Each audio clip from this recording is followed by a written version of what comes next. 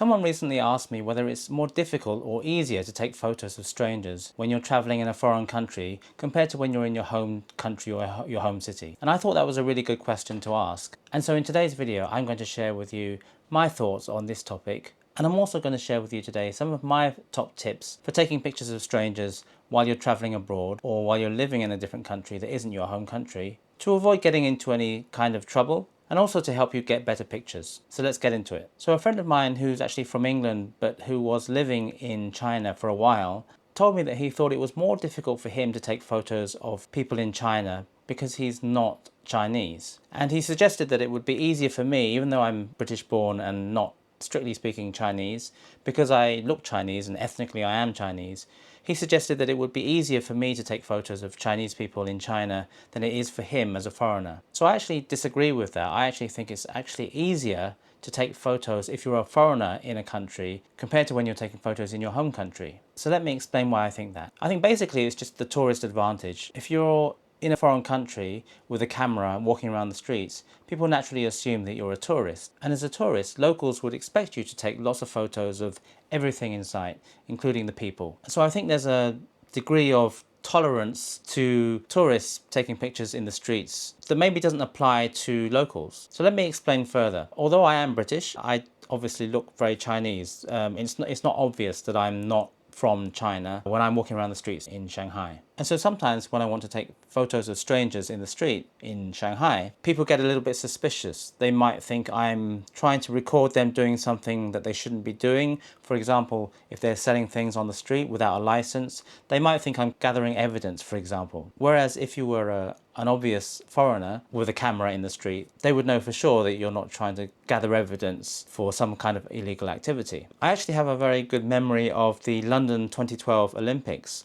Although London is actually my hometown, it's the city where I was born and grew up. Again, I look Chinese, and so a lot of people assumed that I was visiting from China. And so what I found was, while I was at the Olympics, a policeman actually removed his helmet and gave it to me gave it to me as an opportunity to take a photograph of myself wearing the helmet with him together. And so I did, and I think it was a very nice memory of London 2012, even though even though I wasn't really a tourist. But it's a good example of how I think people treat you differently when they think you're a visitor, although to be honest, that was also part of the whole Olympic vibe, and everyone was feeling more friendly than they would be, because I think under normal circumstances, policemen don't normally do that sort of thing. So going back to my friend from England, he also mentioned that it was easier for me because I speak the language. He suggested that there was a language barrier that prevented him from doing the same kind of work that I do on the streets of Shanghai. And once again, I have to disagree. I think that actually language is not really a big barrier to taking street photos.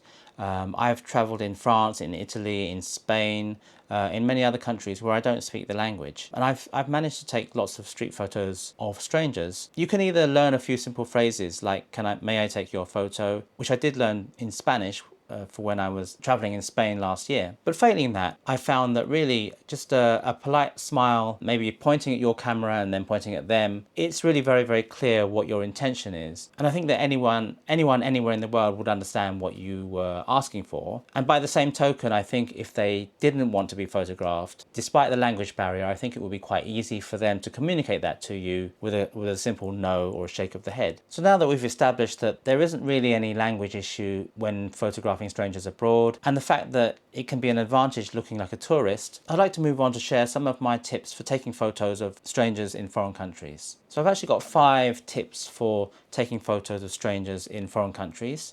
And the first one is really one that really applies not just in foreign countries but everywhere, and that's to just be respectful. So if somebody doesn't want their photo taken, I think just respect that decision and move on and wish them a nice day. And that's happened to me in both foreign countries and also in my home country. Number 2, I think it is important to do a little bit of homework before you travel to a foreign country so that you're aware of local customs and also even local laws. As an example, in the UK and I think in the US, it's completely legal to take photos of strangers without their consent, without their permission.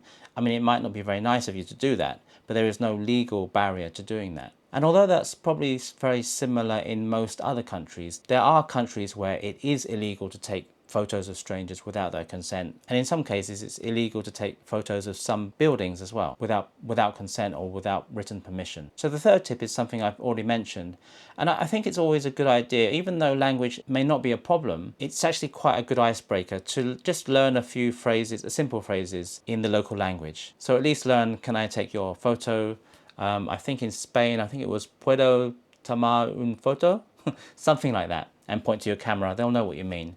But I think they'll also appreciate the effort you've made to communicate to them in a language that isn't your natural language. So the fourth tip is really to be mindful of privacy and being intrusive. There is a fine line between taking a candid photo and being quite intrusive. For example, when somebody's grieving or maybe praying or in a vulnerable situation or position, I think personally that those are times when maybe it's best not to take the photo. And so for the fifth tip, it's not really something that might get you into trouble. It's just my view on what makes a great photograph. And I think that it's about stereotype. Yes, we can all get that stereotypical photo, but I think it's also nice to get a fresh perspective on a country, showing something that isn't stereotypical, and really taking the opportunity to share with your viewers something about the country that maybe they didn't know if they hadn't visited before. And I think for me, that's actually one of the things I really like to do with my photographs from China. So I like to show people the real China, and maybe break some of those sort of ideas that they have in their minds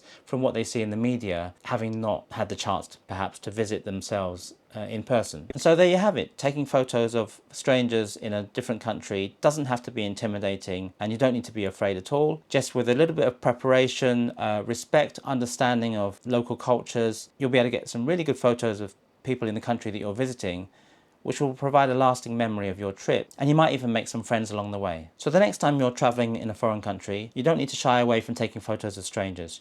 Just bear in mind some of these tips that I've shared with you today, and you'll be able to take photos of strangers with ease and confidence. And if you're still a little bit nervous about taking photos of strangers in the street, you might want to try zone focusing, and you can watch my video here where I explain what zone focusing is and how you can use it to take better pictures of strangers. So thanks for watching, and I'll see you in the next one.